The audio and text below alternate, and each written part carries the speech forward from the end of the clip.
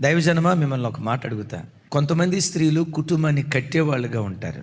భర్తను కడతారు, కుటుంబాన్ని కడతారు. అసలు శిథిలమైపోయిన కుటుంబాన్ని కూడా జ్ఞానంగా కట్టే తల్లులు ఉన్నారు. ఇంకొంతమంది ఉంటారు మహాతల్లులు, భర్తకు ఉచ్చుతాడైపోతారు. ఉచ్చుతాడు నథింగ్ బట్ ఉరితాడు. మనలో ఎవరు కూడా భర్తలకు ఉరితాడులుగా ఉండకుందురుగాక. జ్ఞానవంతురాలు తన ఇంటిని కట్టునని రాస్తుంది కదా. ఆ తర్వాత ఏమని రాస్తుంది? 3 రాళ్ళు తన ఇంటిని పడగొట్టును అని రాస్తుంది కదా. కట్టేదైనా స్త్రీనే, పడగొట్టేదైనా స్త్రీనే.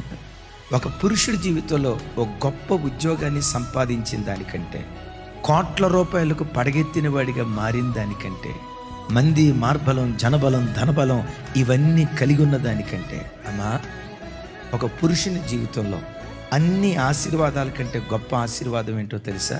గుణవతి అయిన భార్య దొరికితే అంతకు మించిన ఆశీర్వాదం ప్రపంచంలో మరొకటి ఏదీ లేదు.